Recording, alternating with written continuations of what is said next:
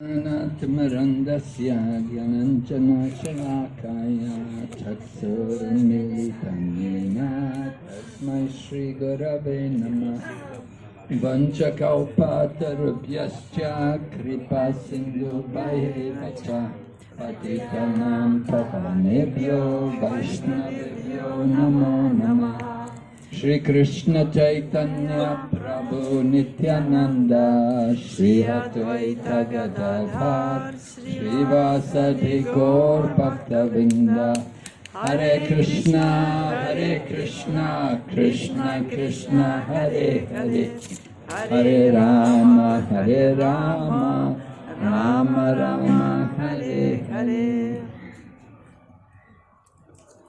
So one thing we learned from this pastime of Gajendra, how Gajendra, we say Gajendra Moksha, but actually it was the crocodile which got Moksha.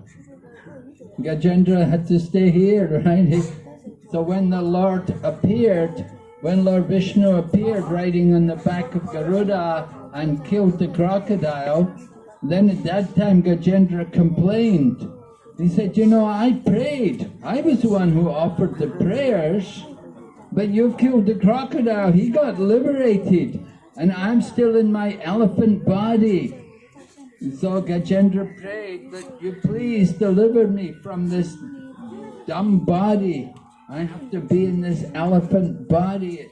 It's not suitable for my for rendering service to you. It's so difficult for me to practice devotional service.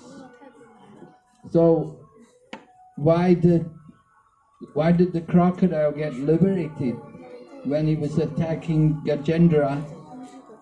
So it's pointed out that the crocodile got liberated because he took shelter of the lotus feet of Gajendra, who was a devotee. Right?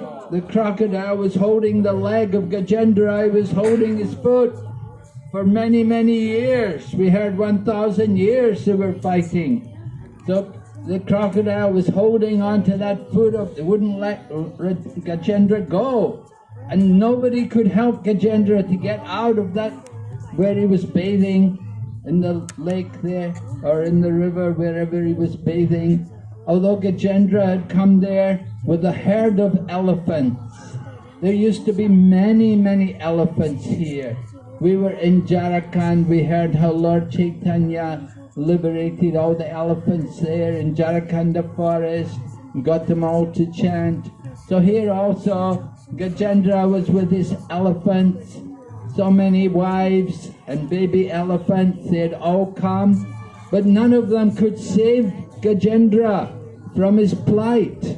The crocodile was holding onto his foot and wouldn't let go. So, that's very nice actually, to hold on to the lotus feet of the pure devotee. Guru Mukha Padma Vakya Chitete Karya.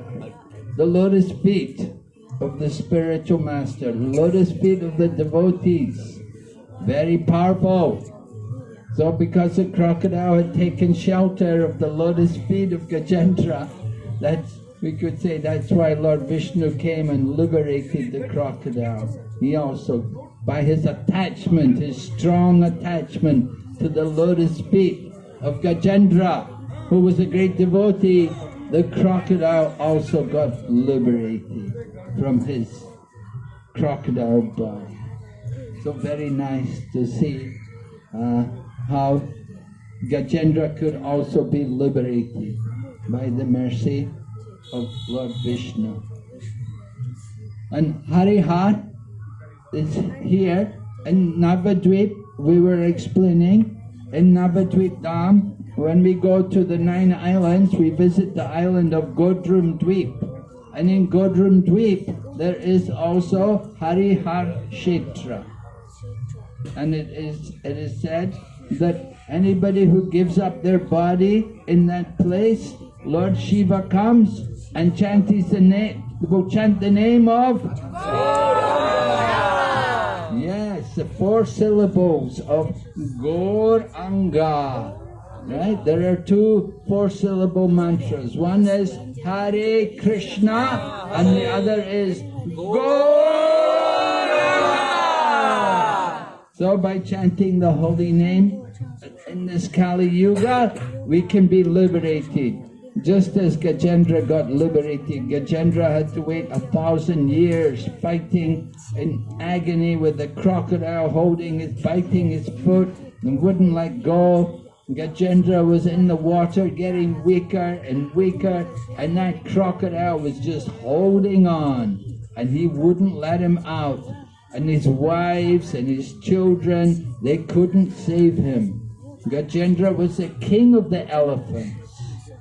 But he got so much difficulty. But because he'd remembered a nice verse, he'd remembered nice prayers to the Lord, but in his difficulty, he was able to recite them. And when the Lord appeared, then at that time, Gajendra took a lotus flower and offered it to the lotus feet of Lord Vishnu. And in this way, he achieved his perfection. This very important pastime for devotees, we always hear. It's described in Srimad Bhagavatam. Sukadeva Goswami has described in 8th canto, Srimad Bhagavatam, the liberation of Gajendra. So we can also be liberated. We have to memorize some nice prayers to the Lord. So that's why in our morning program every day, we sing Govinda prayers. We sing so many prayers. Our whole sadhana is hearing and chanting. We're hearing nice prayers, we're chanting nice prayers.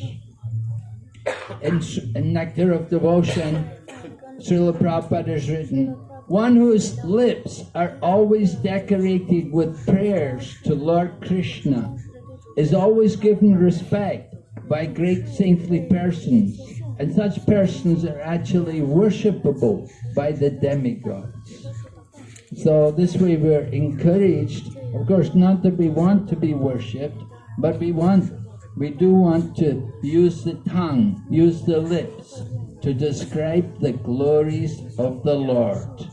So describing nice prayers, reciting verses, this is how we engage the tongue in the service of Krishna. Maharaj Ambarish, the great devotee who resided in Mathura, it is described, Sabaimana Krishna Padara Vindayot Vachamsi Vaikuntha Gunarna Varnane. Right? He engaged his mind first of all in the lotus feet of Lord Krishna, and then Vachamsi Vaikuntha Gunarna Varnane. He was describing the glories of the spiritual world, Vaikuntha. In this way, Maharaj Ambarish was showing us how to perfect the use of this body in the material world. Use it to chant the glories of the Lord and to hear also the glories of the Lord. Bhagavad Gita, Lord Krishna also says, Mahatmanastu mamparta daivim prakritim ashrita. The Mahatmas, the great souls, are always chanting the glories of the Lord. And Prabhupada said, all devotees are Mahatmas. Don't think, oh, I'm not Mahatma. Prabhupada said, all the devotees, they're Mahatmas because they're engaging in the service of the Lord.